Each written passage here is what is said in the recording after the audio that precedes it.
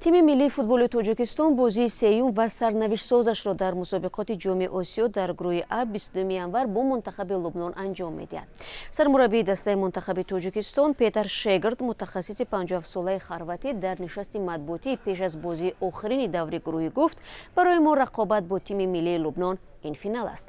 در عرفه این قوازمایی حل کننده خبرنگار بخش ازبکی رادیو آزادی اولان اسانالیف از خبیر دولت و رهبر دسته فوتبال وزارت مدافع تاجیکستان که همراه با منتخب تاجیکستان به قطر سفر کرده است درباره امکانات پیروزی تاجیکستان بر لبنان سوال کرد.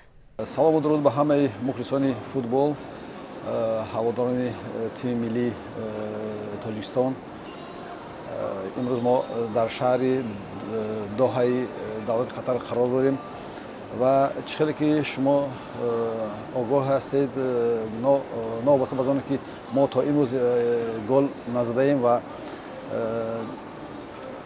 همگی یک امتیاز به دست آورده ایم، ولی شانس ما خیلی بلند است و ما امید داریم که ما از گروه بالا میاییم. برای آن که ببینید حتی که ما با 2 امتیاز میتونیم که از گروه بالا بیاییم.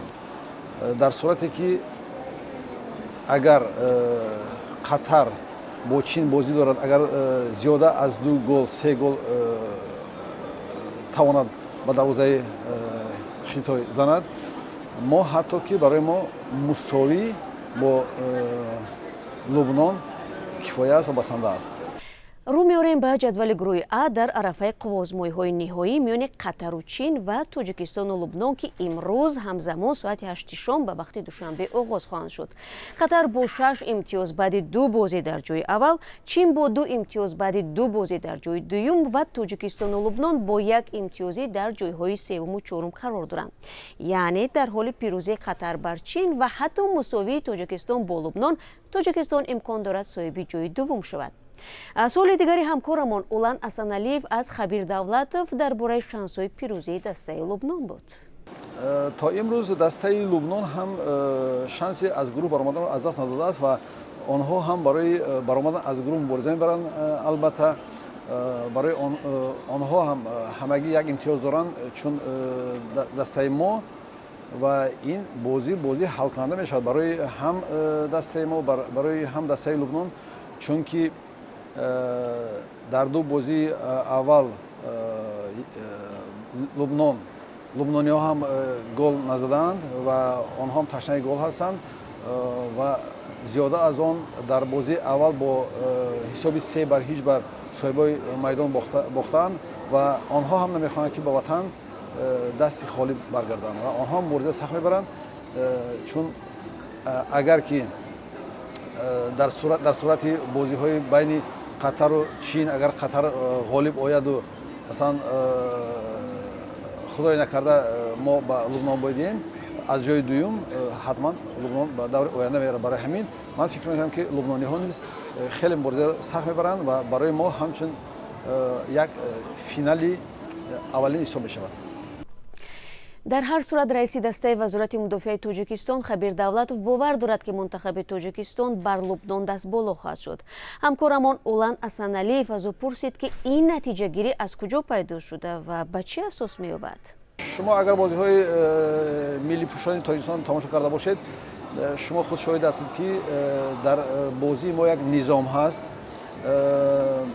بازی مثلا اگر که دسته قطر به دروازه لبنانی ها توانست 3 گل زند، با دروازه منتخب تاجیکستان همگی توانستند 1 گل و این هم شما شاهد بودید که در صورت بیان کرده قاعده بازی بود و نمیدونم داوران برای چی به این چشم پوشیدن و گذاشتن که این گل به دروازه ما وارد شود و بعد از این ما کارت سرخ دادن به بازیگر دسته منتخب تاجیکستان و قسم زیادی نیمه دوم رو ما 10 نفره بازی رو پیش بردیم و به این نگاه نکرده بچه‌ها ما توانستند که یک بازی خوب نشان دهند.